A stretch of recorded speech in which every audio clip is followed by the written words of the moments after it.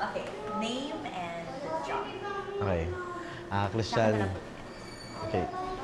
Christian Alegre Undahare. Nagtatrabaho ako sa Child of Asia Philippines. Siguro mga 9 years na. 6 years street educator ako. Yung nagtuturo kami sa mga batang lansangan. Yung mga talagang walang-wala. Pero mula sa kalinisan, personal healthcare, tinuturuan namin sila sa values, sa iba't ibang kaalaman na dapat malaman nila sa sarili nila. About sa karapatan nila. Nang sa ganun, maprotection nila at alam nila ang karapatan nila bilang isang bata. Nandito rin yung pumapasok yung personal safety and protective behavior para alam nila kung paano nila poproteksyonan ang kanilang sarili kapag sila ay nasa lansangan. Dito rin, tinuturo din namin yung mga adolescent sexuality,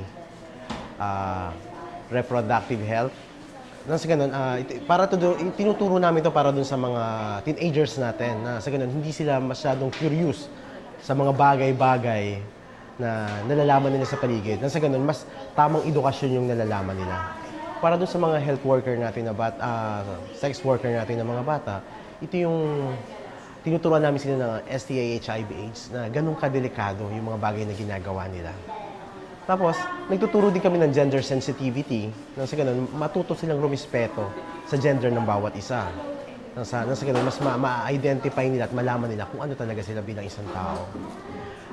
Dito rin, nagkakaroon din kami ng planning, life skill, life goal. So, nagpaplano kami about sa goal nila at saka sa plano nila for the future. Nang sa ganun, kasi talagang goal ng Child of is matanggal ang mga batang lansangan sa kalye. Kasi alam naman natin kung gaano ka delikado ang kalye para sa kanila. So, pero dun sa mga, siyempre, batang lansangan, alam natin na minsan yung iba dyan hindi nakapag-aral, hindi nakapagsulat, hindi marunong magsulat. Pero, yun nga, tinuturuan din, accredited kami ng Department of Education na magturo sa kanila ng basic literacy and numeracy or basic literacy program or alternative learning system. Nang sa ganun, ma-accelerate sila. Kung gusto man nilang mag-college o makagraduate man sila ng high school. Dito rin, meron din kami dito mga therapy para sa mga bata, art therapy. At saka syempre, sa Child of, bumubuo kami ng mga leaders. Ito yung mga leaders namin na tinatawag namin junior health worker. Ito yung program nito is ma-assist yung mga street educator na maging isang sa larangan ng medisina o paggagamot o pagbibigay ng first aid sa mga bata in case of wala kami sa lansangan. So sila yung tumutulong sa amin. So si Daniel. Si Daniel is isa sa mga junior health worker namin na kung saan ay naging kaagapay namin. Maliit pa lang yan, naging kaagapay na namin yan para tulungan kami. I-assist kami sa session, nagtuturo din sila ng kalinisan, tamang kaalaman, paano maligo, at simpleng ganun, paano magsuot, magpalit ng damit, kasi alam natin, street children. So, minsan, hindi na sila nagpapalit, pero sa tulong ng mga leaders namin, kagaya nga ni Daniel na junior health worker, mas napapadali rin yung trabaho namin. Mas, kung ba, ano natin yung peer influence para sa mga kabataan natin sa lansangan. Kasama din ninyo yung junior advocate. Ang focus naman ng mga batang ito is nagbibigay sila ng advokasya about sa karapatang pambata at sa mga pang-aabuso na hindi dapat nilang nararanasan. Nang sa ganun, mas madali nating maagapan kung nagkakaroon tayo ng problema na ganun. Ilan taon si Daniel ang nakilala? Since 7 years old? Talaga? Oo. Naisip mo nung una mo siya nakilala? Kasi medyo... Hindi siya, mga 5, 6, 7, tama, mga ganun. Pero hindi ko siya pinapansin kasi pag 7 years old, hindi pa naman namin yung pinapansin bata pa. Parang kahit anong session yung turuan namin sa 7 years old, parang wala pang mangyayari doon. Pero yun nga, habang long time na lumalaki siya, hanggang 8 years old, siguro naiisama na namin unti-unti, nakikita namin na may potential siya as leader. Bakit? What about him na parang nakilala? Makikita mo kasi sa bata kapag ang isang bata is may leadership. Yung nandun yung tumutulong sa'yo, hinihintay ka, yung tipong nakikita mong sumasaway, nagsasaway, o nagdadala ng gamit. Di ba simpleng pagdadala ng gamit, nakikita mo na may kusa siya na gusto niyang tumulong. Tapos doon ko nakita, pwede natin ipasok to doon sa ating youth leader, parang gano'n, na ito nga, junior health worker pa rin noon. Okay, so anong feeling ninyo ngayon sa Shadow? Ikaw, ano yung reaction nung nalaman mo na nakakuha siya ng Oh. scholarship? Hindi ko ma-express eh. Masaya. Natutuwa ako para sa kanya. Pero parang, hindi ko alam kung may malungkot na side yun. Kasi parang, mantak mo in a long time, ilang taon na si Daniel ngayon. Tapos nakita ko siya nung maliit hanggang ngayon. Tapos makikita ko kasi na kung gaano katagal sa street education program sa childhood, gaano ko katagal hinawakan si Daniel.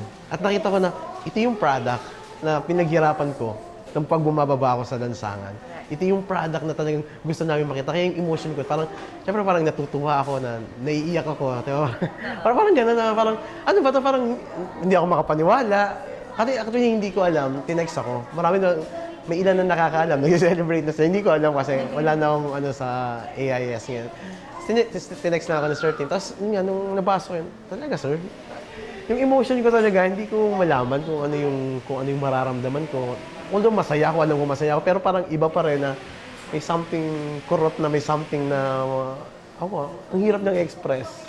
Kasi yung una mong dinecide na ito yung gagawin mo, di ba? Hindi mo, naisip mo ba na magiging ganito yung resulta ng trabaho or sobrang...